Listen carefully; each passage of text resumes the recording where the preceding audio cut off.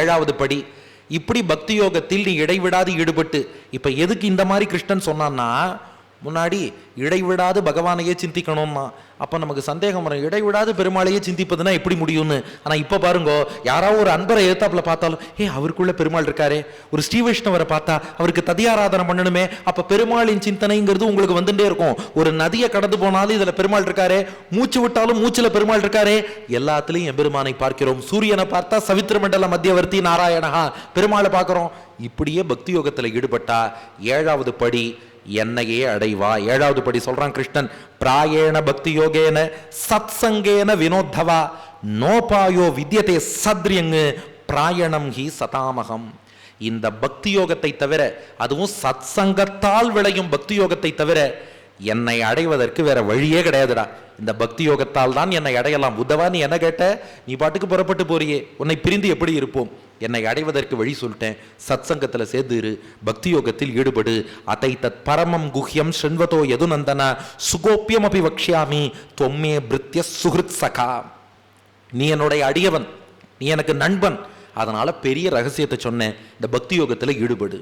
உத்தவர் கேட்டார், நீ சொல்றதெல்லாம் எளிமையா சொல்லிட்ட, இருந்தாலும் பக்தி யோகம்னா கஷ்டமா இருக்கும் போல இருக்கே, இது எல்லோராலும் எளிமையாக செய்ய முடியுமா? நீ இது வரைக்கும் சொன்ன ஸ்டெப் எல்லாம் நினைச்சு பாரு. நீ 7வது படி சொல்ற, இந்த 7வது படிக்கு வந்து விட்டால் அந்த பக்தன் எம்பெருமானுடைய திருவடிவாரத்தையே அடைந்து விடுவான்னு சொல்ற. 6 படி கடந்து 7வது படியில வந்து இந்த சம்சாரம்ங்கிற உலகியல் வாழ்க்கையை விட்டு மோட்சம் போறதுன்னா அதெல்லாம் அவ்வளவு எளிதான்னா. கிருஷ்ணன் சொல்றான், அதை பார்ப்பா, பக்தி யோகம்ங்கிறது நீ நினைக்கிற அளவுக்கு கஷ்டம் இல்லை, நான் உனக்கு சில ரோல் மாடல் சொல்றேன்னா. அதுதான் பகவத்கீதைக்கும் உத்தவ கீதைக்கும் வித்தியாசம். இதுல ரோல் மாடல் காட்டுற. இந்த பக்தி யோகத்தில் இதுவரை யார் ஈடுபட்டிருக்கான்னா, அசுரர்களிலே விருத்ராசுரன், பிரகலாதன், விஷபர்வன், மகாபலி, மயன், இவாள்லாம் பக்தி யோகத்தில் ஈடுபட்டு என்ன அடைஞ்சிருக்கா. ராட்சசர்கள்ல விபீஷணன், அவன் சரணாகதி பண்ணியிருக்கான், ஆனா பக்தியிலையும் ஈடுபட்டான்னு வச்சுக்கோங்க. இப்போ அந்த விசாரம் தேவையில்லை, ஆனா விபீஷணன் ஒரு அரக்கன் என்ன வந்து அடைஞ்சிருக்கான். அப்புறம் மிருகங்கள்ல உதாரணம் சொல்லணுமா, சுக்ரீவன், ஹனுமான், ஜாம்பவான், கஜேந்திரன். பறவைகள்ல உதாரணம் சொல்லணுமா, ஜட்டாயு. வணிகர்கள்ல உதாரணம் சொல்லணுமா, துலாதாரன். இன்னும் வேற யாரா வேணுமா, தர்மவியாதர். பெண்கள்ல வேணுமா, திரிவக்ரா, கோபிகைகள், ரிஷி பத்னிகள். நீ எங்க தேடினாலும் இந்த பக்தியால் என்னை அடைந்தவா நிறைய பேர் இருக்கா. இவ கர்மயோகமோ ஞான யோகமோ கூட அனுஷ்டிக்கல, இவ யாரும் வேத அத்தியனம் பண்ணல, அவளுக்கு ஆத்மா பரமாத்மா தெரியுமானா அதுவும் கேள்விதான். ஆனா அவளுக்கு ஒண்ணு நிச்சயமா தெரியும், பகவான தெரியும், கிருஷ்ணனை தெரியும், ராமனை தெரியும், நரசிம்மனை தெரியும். அவன்கிட்ட உண்மையான அன்பு வச்சிருந்தா, இங்க கிருஷ்ணன் சொல்றான், அந்த அன்பாலையும் சத் சங்கத்தாலையும் அவ என்ன வசப்படுத்திட்டாடா. நீ கர்மயோகத்திலேயோ ஞான யோகத்திலேயோ ஈடுபட்டால் நீ என்ன தேடி வரணும். ஆனா இது எதுவுமே தெரியாது, என்கிட்ட அன்பு மட்டும் இருக்குன்னு சொன்னா நான் உன்னை தேடி வந்துருவேன்பான். அதாவது மற்றவாள்லாம் இவா பெருமாளை தேடி போறாளாம், ஆனா கோபிகைகளை போல யாருக்கு அன்பு இருக்கோ அவளை தேடி பெருமாள் வந்துடுறார். கேவலேன கி பாவேன கோபியோ காவோ நகா மிருகாகா. ஆயர்பாடியில் உள்ள கோபிகைகள் மட்டும் இல்ல, அந்த பசுமாடுகள். பசுமாடுக்கு வேதம் தெரியுமா, பசுமாடுக்கு கர்மயோகம் ஞான யோகம் தெரியுமா, கிருஷ்ணனை தெரியும். கிருஷ்ணன் திருவடியை எப்போதும் நக்கிண்டே இருந்தது அந்த பசுமாடுகள். கிருஷ்ணன் அதுக்கெல்லாம் அனுகிரகம் பண்ணிட்டானே. அந்த பசுமாடுகள் என்ன, நகாகா மிருகாகா. அங்க மரங்கள் இருந்ததே, பிருந்தாவனத்தில் உள்ள மரங்கள்லாம் மோட்சம் போறதான். மிருகாக, பிருந்தாவனத்தில் உள்ள மிருகங்கள் நற்கதி அடைகின்றன. எல்லாம் எப்படிப்பா, எல்லாம் என் மீது உள்ள ஒரு அன்பால, எல்லாம் சத்சங்கம் அதுக்கு கிடைச்சது. அந்த மரத்துக்கும் பசுவுக்கும் மிருகத்துக்கும் சத்சங்கம் கிடைச்சது, அதனால எல்லோரும் நற்கதி அடைந்தார்கள். யம்ன யோகேன சாங்கியேன தானவ்ரத தபோத்வரைஹி வியாக்கியா சுவாத்தியாய சந்நியாசைஹி பிராப்னுயாத் யத்னவான் அபி. கிருஷ்ணன் சொல்றான், நீ யோகம் பண்ணியோ, சாங்கிய சாஸ்திரம் கற்றோ, தானம் பண்ணியோ, விரதம் இருந்தோ, தபஸ் பண்ணியோ, யாகம் பண்ணியோ, வேதம் படிச்சோ, அதுக்கு அர்த்தம் சொல்லியோ, சந்நியாசம் வாங்கியோ சாதிக்க முடியாத விஷயத்தை என் மீது அன்பு வைத்தால் சாதிக்கலாம். நீ யோகம் பண்ணி, சாங்கியம் படிச்சு, சாஸ்திரம் படிச்சு, தானம் பண்ணி, தபஸ் பண்ணி, விரதம் இருந்து, யாகம் பண்ணி, சாஸ்திரத்துக்கு அர்த்தம் சொல்லி சந்நியாசமே வாங்கினாலும் சாதிக்க முடியாததை என் மேல அன்பு வச்சா சாதிக்கலாம். என் பக்தர்கள் இருக்காளே, அவ என்ன தவிர வேற எதையும் விரும்ப மாட்டாடா. உத்தவன்ட்ட சொல்றான் கிருஷ்ணன், நான் பாரமேட்டியம் பிரம்மா பதவி கொடுக்கட்டுமா, சத்தியலோகத்துல உட்கார வைக்கட்டுமான்னா வேண்டாம்பா. நான் மகேந்திர திஷ்ணியம், உன்னை இந்திரனாகிறேன்னா வேண்டாம்பா. நான் சார்வபௌமம், சரி பூமிக்கே தலைவனாகறியா, பிரைம் மினிஸ்டர் பிரசிடென்ட் பதவி வேணுமா, வேண்டாம். ந ரசாதிபத்தியம். சரிப்பா, கீழே ரசாத்தல லோகத்துல பாத்தாளத்துல அங்க ஆட்சி பண்றியா? வேண்டாம். நான் யோக சித்திகி அனிமா கரிமான்னு யோக சித்தி இருக்கு, வேணுமா? வேண்டாம். அப்புனர்பவம் வா, இந்த ஆத்மா தன்னைத்தானே அனுபவித்தல் கைவல்யம்னு இருக்கு. ஆத்மா கைவல்யத்துல தன்னைத்தானே அனுபவிச்சா ரொம்ப ஆனந்தமா இருக்கும்பா, வேணுமான்னா? வேண்டாம்பா.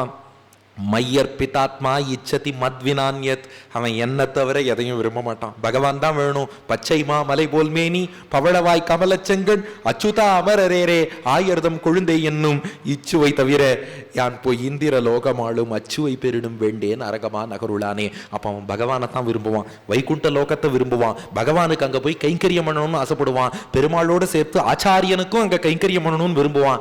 இதை தவிர பிரம்மலோகமோ இந்திரலோகமோ ரசாத்தல லோகமோ இந்த பூலோகமோ ஆத்மானுபவமோ எதையும் விரும்ப மாட்டான்.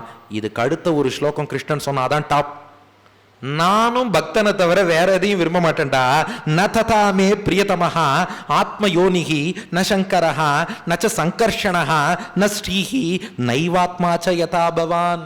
உதவா, எனக்கும் என் பக்தனை விட பிரம்மாவையும் அதிகமா பிடிக்காது, சிவனோ அல்லது ஆதிசேஷனோ அல்லது மகாலட்சுமியோ யார் வந்தாலும் அவளை விட எனக்கு பக்தனை தான் பிடிக்கும். அதை விட நைவ ஆத்மாச்ச, என்னை விட எனக்கு என் பக்தனை தான் ரொம்ப பிடிக்கும்ட்டான்.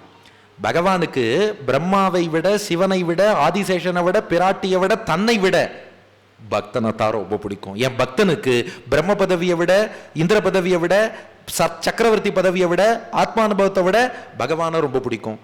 எனக்கு பிராட்டியை விட ஆதிசேஷனை விட பிரம்மா சிவன் உள்ளிட்ட தேவர்களை விட எல்லாரையும் விட எனக்கு என் பக்தனை தான் ரொம்ப பிடிக்கும். இது எங்களுக்குள் இருக்கக்கூடிய ஒரு அன்பான பரிமாற்றம். அனுவ்ரஜாமி அகம் நித்யம் பூயே ஏத்தி அங்கிரி ரேணுபிகி பக்தியாகம் ஏகையா கிராஹியா ஸ்ரத்தையாத்மா பிரியசதாம். வரு, அந்த பக்தன் இருக்கானே அவனை பின்தொடர்ந்து நான் போவேன். நான் கிருஷ்ணன் பக்தன் என்ன ஃபாலோ பண்ணிட்டு வர வேண்டாம், நான் பக்தனை பின்தொடர்ந்து போவேன். எதற்காக பின்தொடர்ந்து போவான்னா அதுக்கு கிருஷ்ணன் காரணம் சொல்றான். அனுவ்ரஜாமி அகம் நித்தியம், நித்தியம் என் பக்தன் பின்னாடியே நான் போயிட்டு இருக்கேன். ஏன்னா பூயை ஏத்தி அங்கிரி ரேணுபிகி, அந்த பக்தனுடைய பாததூளி பட்டா நான் பவித்திரமாயிடுவேன், தூய்மையாயிடுவேங்கிறதுக்காக. யாருக்கு யார் பாததூளி பாருங்க. பெருமாளுடைய திருவடி மண்ணை நாம நெற்றியில திருமண் காப்புன்னு இருக்கோம். ஆனா அந்த பெருமாள் என்ன சொல்றார், என்னுடைய அடியார்கள் இருக்காளே அந்த பக்தாங்கிரி ரேணு தொண்டர் அடிப்பொடிய தேடி நான் போறேன், ஏன்னா அது என் மேல பட்டா நான் தூய்மையாவேங்கிறான் பகவான். பக்தி புனாதி மன்னிட்டா ஸ்வபாகானபி சம்பவாத். பக்தி தாண்டா எல்லாரையும் தூய்மையாக்கும். ஒருவன் பிறப்பால் சண்டாள குலத்தில் பிறந்திருந்தாலும் அவன் பக்தனாக இருந்தால் அவன் தூயவன் உயர்ந்தவன். அப்படியே ஆழ்வார் பாசுரம், குலந்தாங்கு சாதிகள் நாளிலும் கீழிழுந்து எத்தனை நலந்தான் இல்லாத சண்டாள சண்டாளர்களாகிலும் வலந்தாங்கு சக்கர தண்ணல் மணிவண்ணர்க்கு ஆளென்றுள் கலந்தார் அடியார்தம் அடியார் எம்மடிகளே. அவன் எக்குலத்தை சேர்ந்தவராக இருந்தாலும் பக்தியால் உயர்ந்து விடுகிறான். அவனுடைய பாத தூளிங்கிறது விசேஷம். ஏறடர்த்ததும் ஏனமாய் நிலங்கிண்டதும் முன்னி ராமனாய் மாரடர்த்ததும் மண்ணளந்ததும் சொல்லிப்பாடி வன்பொன்னி பேர் ஆறு போல் வரும் கண்ணு நீர் கொண்டு அரங்கன் கோயில் திருமுற்றம் சேரு செய் தொண்டர் சேவடி செழும் சேரு என் சென்னிக்கு அணிவனே. கதம் வினா ரோமஹர்ஷம் திரவதா சேதசா வினா வினானந்தாஸ்ரு கலையா சுத்தியேத் பக்தியா வினாசயா. கிருஷ்ணன் சொல்றான் பார், மனசு தூய்மையாகணும்னா உடம்பு ஒரு தடவையாவது பக்தியில மெய் சிலிர்த்து, இன்னைக்கு அதுக்கு என்ன வார்த்தை, கூஸ்பம்ஸ். பக்தியில ஒரு முறையாவது மெய் சிலிர்த்திருக்கணும், ஒரு முறையாவது மனசு உருகி இருக்கணும், ஒரு முறையாவது பகவானை நினைச்சு கண்ல இருந்து கண்ணீர் வந்திருக்கணும். அவனுக்கு மட்டும்தான் மனசு தூய்மையாகும். இந்த மூணு வராதவனுக்கு மன தூய்மை கிடைக்காதுன்ட்டான். யாருக்கு பகவத் சரித்திரம் கேட்டு மெய் சிலிர்க்கலையோ, யாருக்கு கண்ணில் கண்ணீர் வரலையோ, யாருக்கு மனசு உருகலையோ அவனுக்கு நிச்சயமாக மன தூய்மை என்பது கிட்டாது. ஆக இந்த பக்தியில ஈடுபடு. உத்தவா, நீ என்ன நினைச்சுட்டு இருக்க?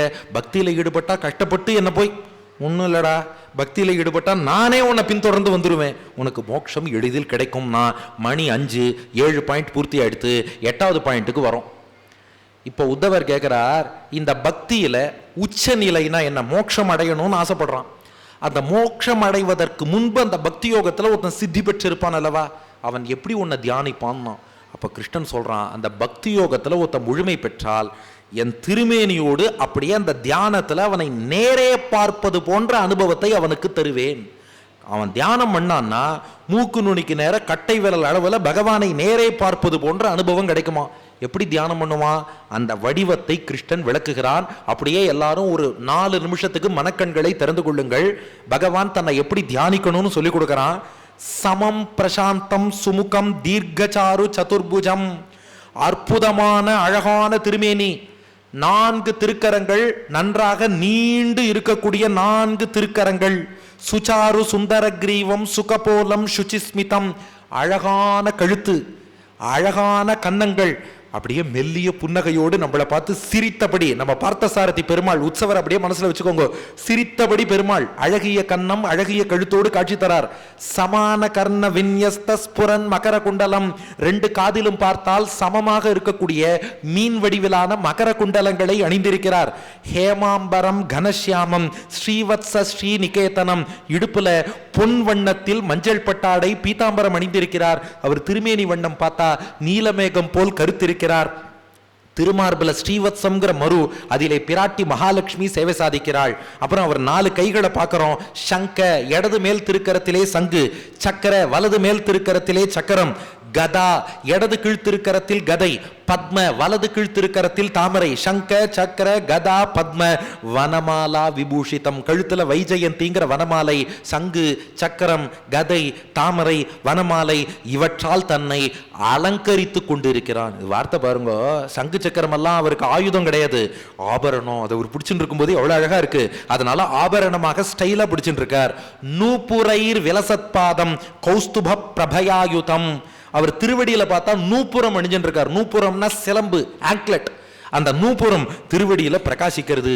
கழுத்துல கௌஸ்துவ மணி அணிந்திருக்கிறார். திமத் கிரீட்ட கட்டக கட்டி சூத்திராங்கதாயுதம். தலையில கிரீடம், தோளிலே தோள்வளை, கையிலே கைவளை, இடுப்பிலே ஒட்டியானம், அத்தனையும் அணிந்திருக்கிறார். சர்வாங்க சுந்தரம் ஹிருத்யம் பிரசாத சூகேக்ஷணம். திருமேனியின் ஒவ்வொரு அங்கமும் அழகா இருக்கு, ஒவ்வொரு அங்கமும் அவ்வளவு சுந்தரமா இருக்கு. அத்தோடு முகத்துல பார்த்தா கருணையும் புன்னகையும் ததும்பி, உங்களுக்கு அனுகிரகம் பண்ண போறேன்னு அருள் புரிய துடித்து கொண்டிருக்கும் திருக்கோலத்தில் அவன் காட்சி தருகிறான். சுகுமாரம் அபித்யாயே சர்வாங்கேஷு மனோததத். இப்படிப்பட்ட எம்பெருமானை மெல்லிய திருமேனி, இளமையோடு கூடிய திருமேனியா. பெருமாளுக்கு எப்போதுமே வயசாகாது. அதனாலதான் நம்ம திருவல்லிக்கேணியில ருக்மிணி பிராட்டி பார்த்தா, நம்ம பார்சாரதி பெருமாளுக்கு பக்கத்துல பார்த்தா அவர் பிள்ளை பிரத்யும்னன் இருக்கார், பேரன் அனிருத்தன் இருக்கார். ஆனா இவ எல்லார விட பார்த்தசாரதி தான் இளமையா யூத்தா அழகா இருக்கார். ருக்மிணி பார்த்தா இவர் தாத்தா வைட்டார்னு யாருக்கும் தெரியல, பிள்ளை பேரனை விட இவர் தான் அழகா இருக்கார். அதனால வெள்ளை மீசையை வரைஞ்சு விட்டாலாம், இவர் தாத்தான்னு புரிஞ்சுக்கோங்கன்னு. அதனால அவர் எப்போதுமே யூத், எப்போதுமே இளைஞனா இருக்கார். அப்படிப்பட்ட மென்மையான இளமையான திருமேனியோடு அந்த எம்பெருமான தியானிக்கணும். இது கிருஷ்ணனே சொன்ன வர்ணனை. ஆக அழகான திருமேனி, 4 நீண்ட திருக்குத்தோள்கள், அழகான கழுத்து, அழகான கன்னங்கள், மெல்லிய புன்னகை, காதிலே சமமான மகர குண்டலங்கள், மஞ்சள் பட்டாடை, நீலமேக வண்ணம் கொண்ட திருமேனி, திருமார்பல ஸ்ரீவத்சம் மருவுல பிராட்டி, சங்கு சக்கரம் கதை தாமரை, கழுத்துல வைஜெயந்தி வனமாலை, திருவடியில நூபுரம், கழுத்துல கௌஸ்துபம், இது இல்லாம தலையில கிரீட்டம், தோல்ல தோள்வளை, கையில கைவளை, இடுப்புல ஒட்டியானம். ஒவ்வொரு அங்கமும் அழகா இருக்கு. முகத்துல கருணையும் அருளும் பொங்கி வருது. இப்படிப்பட்ட இளமையான மென்மையான எபெருமான தியானம் பண்ணணும். இந்த தியானம் உனக்கு கை கூடும். உத்தவர் கேட்டார், இந்த தியானம் இன்னும் நன்றாக ஆழ்வதற்கு என்ன பண்ணணும்னு கேட்டான். அதுக்கு கிருஷ்ணன் ஒரு விஷயம் சொல்றான், என்னுடைய பெருமைகளை எல்லாம் அப்பப்போ நினைச்சுக்கோ. நான் எவ்வளவு பெரியவன், எனக்கு என்ன பெருமை இருக்கு, இதெல்லாம் நினைக்க நினைக்க அவரை பத்தின சிந்தனையும் தியானமும் டீப்பன் ஆகுமா. இதுல ஒரு பெரிய சைக்காலஜி இருக்கு. நாம ஒருத்தரை பத்தி நிறைய படிச்சு, ஓ இவருக்கு இவ்வளோ பெருமை இருக்கா அப்படின்னு யோசிக்க ஆரம்பிச்சா நம் சிந்தனை சப்கான்சியஸா அவரை நோக்கி போயிட்டே இருக்கும். அதுக்காக உத்தவ கீதையில ஒரு விபூதி யோகம் சொல்றான் கிருஷ்ணன். இப்போ பகவத்கீதையில எழுத்துக்களிலே அகாரமாக இருக்கிறேன், வேதங்களிலே சாமவேதமாக இருக்கிறேன், மாதங்களில் மார்கழியெல்லாம் பார்க்கறோம் இல்லையா, அதே போல இங்கேயும் சொல்றான். இந்த விபூதி யோகத்தை எப்படி புரிஞ்சுக்கணும்னு ராமானுஜர் ஒரு விஷயம் காட்டியிருக்கார். ஏன்னா நீங்கள்லாம் நிறைய கீதை கேட்டவா, கீதாச்சாரியன் திருவடி வாரத்திலே இருக்கள். இப்போ பகவத்கீதை 10ஆம் அத்தியாயத்தில் பார்த்தோம்னா, எழுத்துக்களிலே அகாரம், நதிகளிலே கங்கை, மாதங்களிலே மார்கழி, காலங்களிலே வசந்தம் எல்லாம் சொல்லுவான். ஒவ்வொரு குழுவையும் சொல்லி அதன் தலைவனை சொல்லி தலைவன் தான் நான்கிறான். அப்ப தலைவன் மட்டும்தான் பெருமாள்னு அர்த்தமா, இல்லை வேற எப்படி புரிஞ்சுக்கிறது? இதுக்கு ராமானுஜர் அர்த்தம் சொல்றார், தலைவன் மட்டும் பெருமாள்னு அர்த்தம் இல்லை, அந்த மொத்த குழுவுமே பெருமாள் கட்டுப்பாட்டில் தான் இருக்கு. அந்த மொத்த குழுவையுமே தனக்கு சரீரமாக கொண்டு உள்ளுக்குள்ள ஆத்மாவா பெருமாள் தான் இருக்கார். அந்த மொத்த குழுவுக்குமே பெருமையும் சக்தியும் பெருமாள் தான் கொடுத்திருக்கார். ஆனா அவர் அப்படி சொல்லலையே. ருத்ரர்களில் சங்கரனாக இருக்கிறேன், சேனாபதிகளில் ஸ்கந்தனாக இருக்கிறேன், வில் ஏந்தியவர்களில் ராமனாக இருக்கிறேன், பாண்டவர்களில் அர்ஜுனன்னு சொல்றாரேனா அப்படி இல்லை. அந்த குழுவில் இருக்க எல்லாருக்குள்ளேயும் பெருமாள் தான் இருக்கார். ஆனா எல்லாருக்குள்ளேயும் பெருமாள் இருக்காருங்கிறத எக்ஸ்பிளிசிட்டா எங்க பார்க்கலாம்னா நீ தலைவன் இடத்துல பார்க்கலாம். அந்த தலைவனுக்கு இவ்வளவு பெருமை இருக்கும் இல்லையோ, அவருக்கே பெருமை கொடுத்தவர் பெருமாள்னா கீழே இருக்கிற டிக்கெட்டுக்கெல்லாம் பெருமை கொடுத்தவரும் பெருமாள்னு புரிஞ்சுக்கோ. இன்னும் சிம்பிளா சொல்லணும்னா ஒளிகள்ல சூரியன். நாம பார்த்த ஒளிகள்லயே மிகச்சிறந்த ஒளி எது? சூரியன். அதுக்கே நான் தான் ஒளி தரேன்னா it goes without saying that focus லைட்டுக்கும் பெருமாள் தான் ஒளி கொடுத்தார். இதை தனியா சொல்லணும் தேவையில்லை. அதுக்காகத்தான் ஒளிகள்ல சூரியன்கிறார், சேனாபதிகள்ல ஸ்கந்தன்கிறார். அப்படின்னா என்ன அர்த்தம்னா அந்த தலைவனுக்கே பவர் கொடுத்தது நான் தான்னா கீழே இருக்க தொண்டர்களும் என் கட்டுப்பாட்டில். அதே போல இங்க ஒரு விபூதி யோகம். என் பெருமையை கேளு, எப்போதும் என் சிந்தனை வரும். சூக்ஷ்மமான நுண்ணிய பொருள்களுக்குள் ஜீவாத்மாவாக இருக்கிறேன், வெல்ல முடியாத பொருள்களிலே மனமாக இருக்கிறேன், தேவர்களுக்குள் பிரம்மாவாக இருக்கிறேன், மந்திரங்களுக்குள் ஓம்காரம் பிரணவமாக இருக்கிறேன், எழுத்துக்களுக்குள்ளே அகாரம் அகர முதல எழுத்தெல்லாம் அகாரமாக இருக்கிறேன், சந்தங்களிலே காயத்ரியாக இருக்கிறேன், ருத்ரர்களுக்குள் நீலலோகிதனாக இருக்கிறேன், பிரம்ம ரிஷிகளிலே பிருகு மகரிஷியாக இருக்கிறேன், ராஜ ரிஷிகளிலே சுவாயம்புவ மனுவாக இருக்கிறேன், தேவ ரிஷிகளிலே நாரதராக இருக்கிறேன், சித்த புருஷர்களிலே கபிலராக இருக்கிறேன், பறவைகளிலே கருடனாக இருக்கிறேன், பிரஜாபதிகளிலே தக்ஷ பிரஜாபதியாக இருக்கிறேன், பித்ரு தேவதைகள்ல அரியமா என்ற பித்ரு தேவதையாக இருக்கிறேன், அசுர குலத்தில் பிறந்தவர்களுக்குள் பிரகலாதன், யக்ஷர்களில் குபேரன், யானைகளில் ஐராவதம், ஒளிகளில் சூரியன், மனிதர்களுக்குள் மன்னவன், குதிரைகளில் உச்சைஸ்ரவஸ், உலோகங்கள் மெட்டல்ஸ்குள்ள தங்கம், ஒரு தலை கொண்ட பாம்புகளுக்குள் வாசுகியாக இருக்கிறேன், பல தலை கொண்ட பாம்புகளுக்குள் ஆதிசேஷனாக இருக்கிறேன், தீர்த்தங்களிலே கங்கையாக இருக்கிறேன், ஆயுதங்களிலே வில்லாக இருக்கிறேன், மரங்களில் அரசமரம், புரோகிதர்களில் வசிஷ்டர், சேனாபதிகளில் ஸ்கந்தன், யஜ்யங்களிலே பிரம்ம யஜ்யம், புலன்களை வென்றவர்களுக்குள் சனத்குமாரராக இருக்கிறேன், மாசங்கள்ல மார்கசீர்ஷமாக இருக்கிறேன், பக்தர்களுக்குள் உத்தவா நீயாக இருக்கிறேன். உத்தவரையே சொல்லி முடிச்சுட்டார். பக்தர்களுக்குள் நீயாக இருக்கிறேன். இப்படி தஸ்மாத் வச்சோ மனப்பிராணான் நியச்சேன் மத்பராயணஹா மத்பக்தி யுக்தயா புத்தியா ததஃப் பரிசமாப்பியதே. இப்படி என்னோட பெருமைகள் எல்லாம் நினைச்சுண்டா பக்தி யோகம் கைகூடும். நீ இதிலேயே என்னுடைய வடிவத்தை தியானித்து கொண்டு அப்படியே சரீரத்தை விட்டால் இந்த உடல் விட்டு இரவி மண்டலத்தூடேகி இவ்வண்டம் கழித்து இடையில் ஆவரணம் ஏழ்போய் அந்தமில் பாழ்கடந்து அழகார் விரசைதனில் குளித்து அங்கு அமானவனால் ஒளிக்கொண்ட சோதியும் பெற்று அமரர் வந்து வாழ்த்தி வழிநடத்த வைகுந்தம் புக்கு மாமணி மண்டபத்து சென்று அடியார் குழாங்கள் அழகோலக்கம் இருக்க ஆனந்தமயமான மாமணி மண்டபத்து படியாதுவில் படுக்கையாகியிருக்கும் அனந்தன் பணாமணிகள் தம்மின் ஒளிமண்டலத்தின் இடையில் வடிவாரும் மாமலரால் வலவருகும் மற்ற மண்மகளும் ஆய்மகளும் இடவருகும் இருக்க நடுவாக வீற்றிருக்கும் நாராயணன் திருவடிகளை நீ அடைய முடியும்னு 8வது படி கொடுத்துட்டான் கிருஷ்ணன். மணி 5:10 5 நிமிஷம். இப்போ 9வது படி. உத்தவர் கேட்கிறார், கிருஷ்ணா என்னமோ இதெல்லாம் கஷ்டமா இருக்கும் தான்ப்பா எனக்கு தோன்றது, இதெல்லாம் செய்ய முடியுமான்னு எனக்கு தெரியலையே. கிருஷ்ணன் சொன்னான், இல்லடா இதை விட சிறப்பான ஒரு வழி இருக்கு, ஆனா அதை முன்னாடியே சொல்லிட்டா அதன் பெருமை உனக்கு தெரியாதுன்ட்டான். இதெல்லாம் சொன்னேன்னா இந்த இரு கோடுகள் கதைம்பா. ஒரு கோடு போட்டுட்டு இதை அழிக்காமையே சின்னதாக்கும்பான், பக்கத்துல இன்னொரு பெரிய கோடு போடுவான். அப்பதான் இந்த கோட்டை விட அது பெருசுன்னு தெரியும். எடுப்புல சொன்னா அது எவ்வளவு பெருசுன்னு தெரியாது. பக்தி யோகம் கஷ்டமா இருக்கான்னா உத்தவர் சொன்னார், ரொம்ப கஷ்டமா இருக்கு. அதுக்கு தாண்டா 9வது படின்னு ஒன்று வச்சிருக்கேன்.